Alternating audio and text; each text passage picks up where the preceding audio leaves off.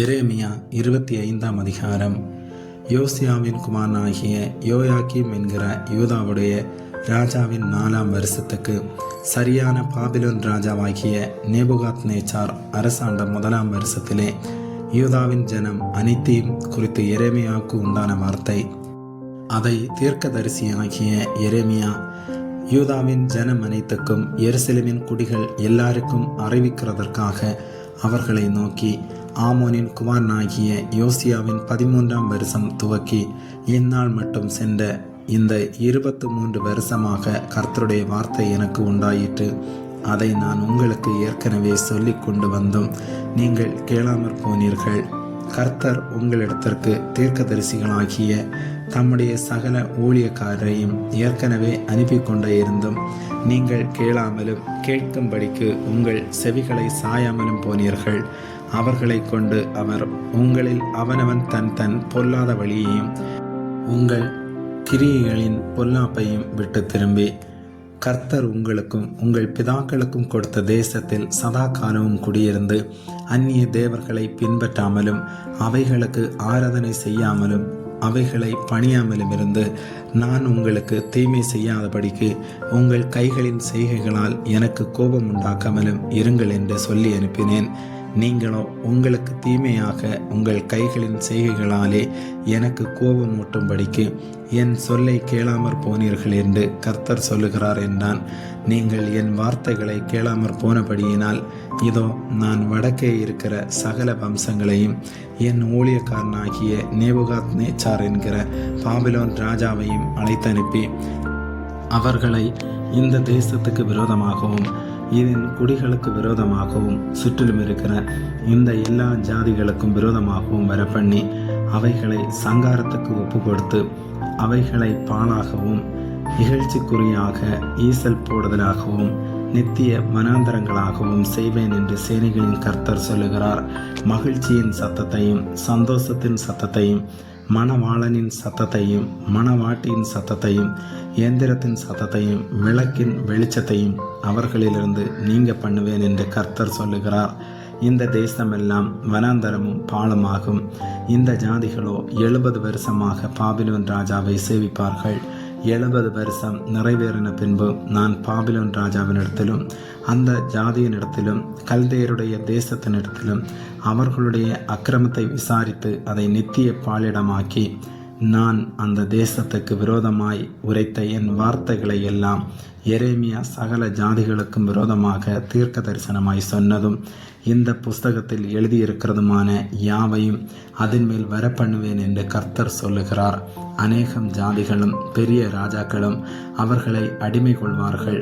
நான் அவர்களுக்கு அவர்கள் கிரியைகளுக்கு தக்கதாகவும் அவர்கள் கைகளின் செய்கைகளுக்கு தக்கதாகவும் பதிலளிப்பேன் என்கிறார்.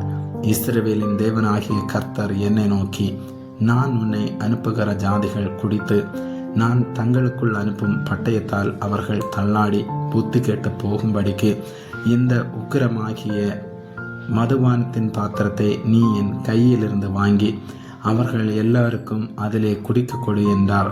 அப்பொழுது நான் அந்த பாத்திரத்தை கர்த்தருடைய கையிலிருந்து வாங்கி கர்த்தர் என்னை அனுப்பின எல்லா ஜாதிகளுக்கும் குடிக்க கொடுத்தேன். எருசலேமுக்கும் யூதாவின் பட்டணங்களுக்கும் அதன் ராஜாக்களுக்கும் அதன் பிரபுக்களுக்கும் அவர்களை இந்நாளில் இருக்கிறபடி வனாந்தரமும் பாழும் இகழ்ச்சிக்குறியாகிய ஈசல் போடுதலும் சாபமுமாக்கி போடும்படி குடிக்க கொடுத்தேன்.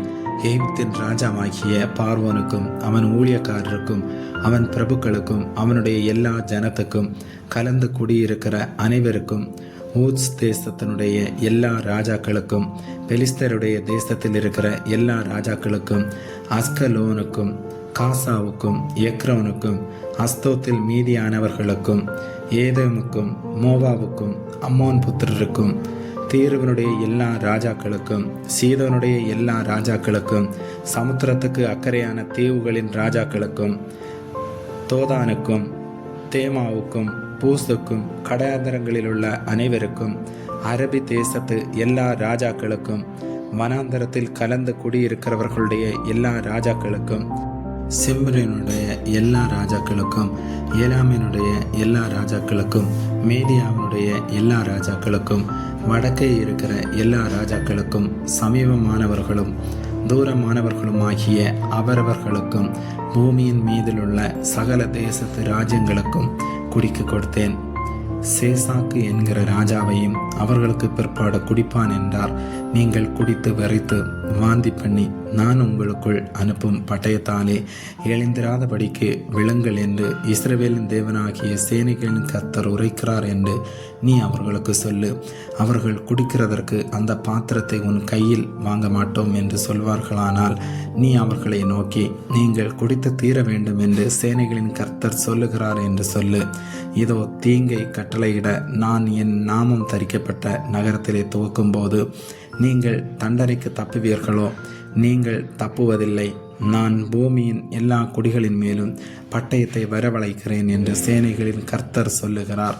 ஆதலால் நீ அவர்களுக்கு விரோதமாக இந்த வார்த்தைகளை எல்லாம் தீர்க்க தரிசனமாக உரைத்து அவர்களை நோக்கி, கர்த்தர் உயரத்திலிருந்து கர்ச்சித்து தமது பரிசுத்த வாசஸ்தலத்திலிருந்து தம்முடைய சத்தத்தை காட்டி தம்முடைய தாவரத்துக்கு விரோதமாய் கர்ச்சிக்கவே கர்ச்சித்து ஆலையை மிதிக்கிறவர்கள் ஆர்ப்பரிப்பது போல் பூமியினுடைய எல்லா குடிகளுக்கும் விரோதமாக ஆர்ப்பரிப்பார் என்று சொல் என்றார். ஆரவாரம் பூமியின் கடையந்தரம் மட்டும் போய் எட்டும். ஜாதிகளோட கர்த்தருக்கு வழக்கு இருக்கிறது. மாம்சமான யாவரோடும் அவர் நியாயத்துக்குள் பிரவேசிப்பார். துன்மார்க்கரை பட்டயத்துக்கு ஒப்பு கொடுப்பார் என்று கர்த்தர் சொல்லுகிறார். இதோ ஜாதி ஜாதிக்கு தீமை பரம்பும். பூமியின் எல்லைகளிலிருந்து மகா பூசல் எழும்பும். அக்காலத்திலே பூமியின் ஒருமுனை துவக்கி பூமியின் மறுமுனை மட்டும் கர்த்தரால் கொலை உண்டவர்கள் கிடப்பார்கள். அவர்கள் புலம்பப்படாமலும் சேர்க்கப்படாமலும் அடக்கம் பண்ணப்படாமலும் பூமியின் மேலே எருவாவார்கள். மெய்ப்பர்களே அலறுங்கள், மந்தையில் பிரஸ்தாபமானவர்களே சாம்பலில் புரண்டு கதறுங்கள். நீங்கள் வெட்டப்படவும் சிதறடிக்கப்படவும் உங்கள் நாட்கள் நிறைவேறின உச்சிதமான பாத்திரம் போல் விழுந்து நொறுங்குவீர்கள். மேய்ப்பர்கள் ஓடி போகிறதற்கும் மந்தையில் பிரஸ்தாபமானவர்கள் தப்பித்து கொள்ளுகிறதற்கும் இடமிராது. தங்கள் மேய்ச்சலை கர்த்தர் பாழாக்கினது நிமித்தம் மேய்ப்பர்கள் கூப்பிடுகிறதும் மந்தையில் பிரஸ்தாபமானவர்கள் அலறுகிறதுமான சத்தம் உண்டாகும். அவர்கள் சுகித்திருந்த தாவரங்கள் கர்த்தருடைய கோபத்தின் எரிச்சலாலே சங்கரமாயின. அவர் பதிவிருந்து புறப்படும் சிங்கத்தை போலிருப்பார்.